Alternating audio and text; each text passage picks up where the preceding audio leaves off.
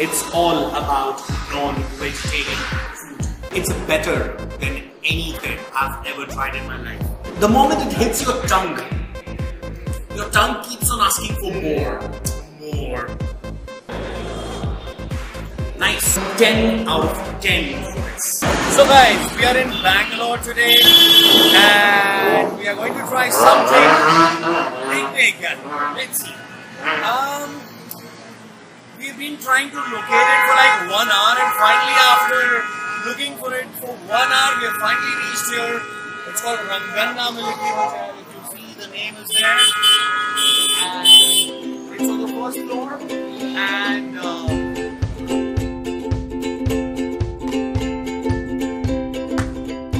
let's go inside. We are here to try the typical kannadiga recipe. A military hotel, the concept is very typical.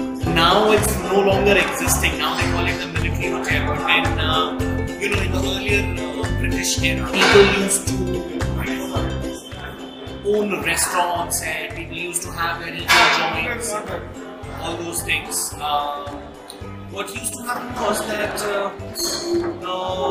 people serving the army, people serving in the military, people serving in different services, when they used to come back home for vacations and all these things, generally the Hindu households didn't cook non-vegetarian food. So there was no non-vegetarian food in the households. And these people, when they would come back home on vacations for let's say 1 month or 2 months, they would crave for meat because the army would serve them meat.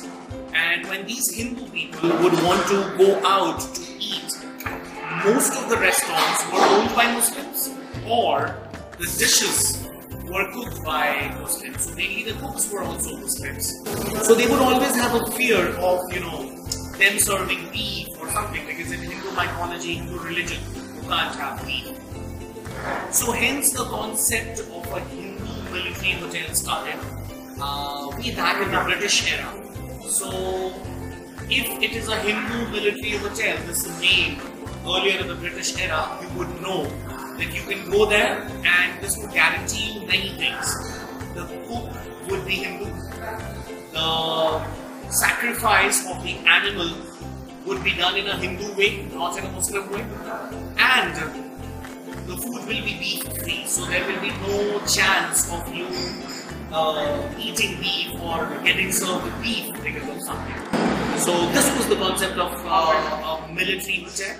And earlier, right now if you ask people what is a military hotel, they would generally tell you that military hotels are owned by ex-servicemen, but this is just a myth. The fact is what I told you right now. It's a typical kannadiga recipe. All non-vegetarian military hotels are famous for non-vegetarian food. You should not go to a military hotel and order anything vegetarian. It's all about non-vegetarian food. Let's see what we have. Oh my god. All of it. Let me explain you one by one what it is. These are the side dishes. Rice, obviously the typical rice. And here we have something called ragi mudde. Now, what is ragi mudde? The ragi mudde is a ball made out of flax seeds, as in the powder of the flax seeds, plus the rice. And if you look at it, it's all just the ball of this sticky thing. They call it ragi mudde. It's a typical kannadiga recipe. It's again a side dish. I'll tell you how to eat it. Now, I'm confused now. Let's see what to do. This is the plate in which they serve it. The typical plate with the sections where you don't have to serve it with, separate dishes and everything. Everything is served here. This is how they serve the curry. So I'm taking the curry in. Now, to start with, I start with this thing called paya soup.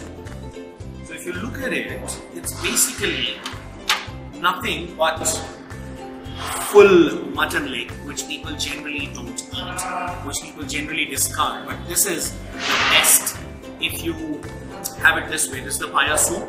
they cook it overnight for almost 8 to 9 hours on low flame, and it's basically, they call it, it's overcooked. And you know, the bone marrow, the bone, the meat, the flesh, the fat, everything comes into a concoction, which is here. This is the soup with some leaves, and I can see some pepper there, some spices. Let's see what it is. Let me try it. Wow. It's better than anything I've ever tried in my life. The best soup ever. It has the taste of, you know, every possibility of meat, which we generally don't get. Means in Delhi, you get paya soup, the gharore, the paya, everything. But this is typical. It has this, the flavor of the leaves that they put here, the pepper, and basically because it's slowly cooked. So, you know, the best part is, and let's see how the meat is, how chewy the meat is. And obviously if I show you the texture of the meat, you know, because it's overcooked all the night, it's cooked for like 8 to 9 hours. If you see, it's all white. It has lost all its color to this soup here. So, let's try how it is. Let's see the taste. Let's see the flavor of it.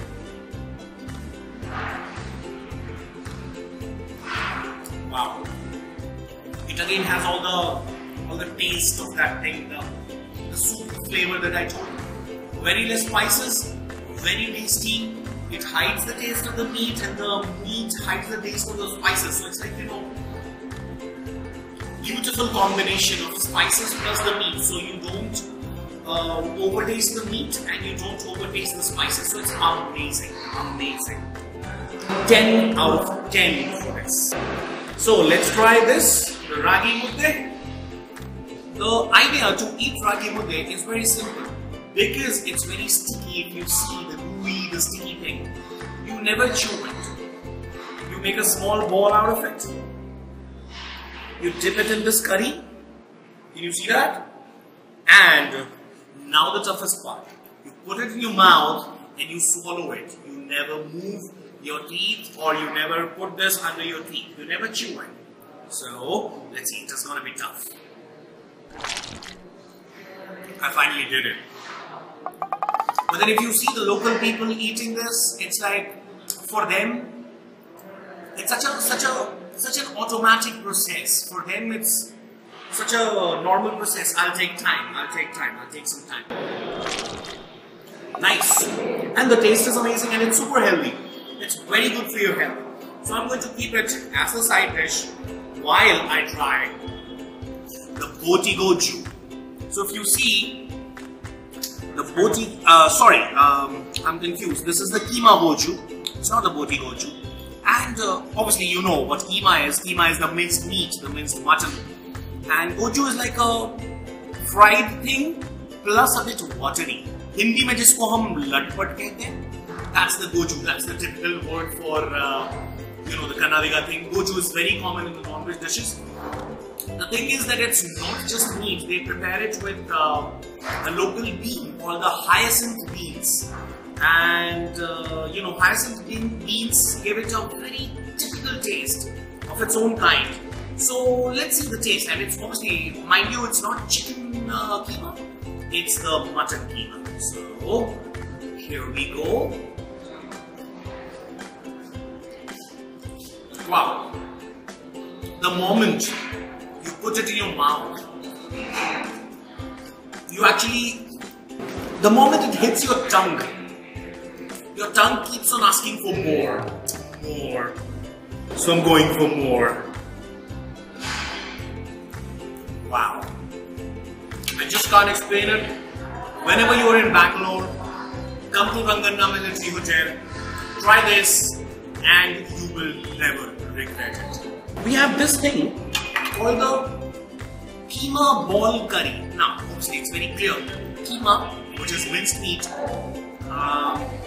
and the minced meat is not coming from the chicken, it's coming from mutton. So if you look at it, the way they prepare it, you can't see the color of the meat. So that's the best part of this, because the preparation is so amazing that they mix the spices along with the keema before preparing the boil, and then they put it in the curry. So you know, when you bite into it, when your teeth delve into it, every single chunk of meat here gives you the taste, and it's amazing. It's as if I'm eating some, you know, some sweet somewhere, but obviously with spices, not sweet. As in, I'm talking about the rasagulla of India, so it's like so soft. And it's amazing. Nice. Very nice. Okay, so now we have something called BOTI GOJU. Now, BOTI GOJU is nothing but the intestines of the mutton, the goat, and you know, the different parts of the intestine, if you see, and they cook it along with some veggies like this, you know, typical Bengal gram, the brown Bengal gram, and some leaves, some spices, and again, it's a very typical kannadiga preparation of a Hindu military hotel. So it's a very you know, Hindu dish where you don't spoil or you don't waste any part of the goat. So you cook everything in different possibilities. So let's try this. Let's try this clearly looking small intestine. The rubbery taste, but then very softly and very nicely cooked. So it's almost like it melts in your mouth. And then we have the large intestine. Almost the very same taste. The texture is a bit different. And obviously I'll have a small bite of ragi mudde. And again, the way I explained you, you put it in the curry, never chew it, you just swallow it. Wow. So finally, we get what we came to Bangalore for. This dish, if you look at it, it's called THALE MAMSA. And this is THALE MAMSA fry that has been served to us so hot. So, THALE MAMSA is basically goat head. So if you see the head, not the brain, mind you, it's not the brain, it's the goat head. And what they do is they take the goat head, they do some processing in it, and they burn the goat head from outside to give it a very smoky flavor. And obviously the hair free, the fur free because of the hair that is there. So the hair is burnt, they never remove the skin, and they cut the goat head into different pieces. So here if you see, we have a clear, very nice piece, black in color. So it shows you the burnt skin, but it's very smoky in flavor. And then they cook it slowly in the spices, they fry it. So we have a lot of pieces here. Let's see, this piece looks better. So on one side it's black, it clearly shows the burnt, the smoky area. And now this side, obviously it is full of the, it looks like fat, it's not exactly fat, it's like, you know, the muscle, the cartilage, everything all included. Pure white meat, amazing. So let's try this. We have the flesh, we have the outer flesh. I'll tell you the difference.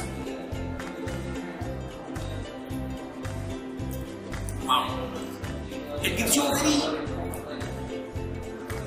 nice meaty flavor. The meat, I always say that, you know, with a lot of spices, the taste of the meat gets spoiled, and that's what we Indians generally don't understand. But over here, the flavor of the meat is intact and you can taste the spices. So it's amazingly prepared. Let's try the burnt part. Wow. A bit crunchy on the outside, with again the flavor of the meat and the spices. That's what I love about this place. That's what I love about this thing, this dish. It gives you the idea that you're eating meat, plus obviously the spices cooked. You know, so there is a perfect balance between the smoky flavor, the meat, the flesh, and the spices. So it's amazing. And they always serve these things with a complimentary glass of rasam. So whenever you're eating something, you just want to swallow something, you don't have to go to the water, you just have a sip of rasam. It's again very different, it has a very typical flavor of the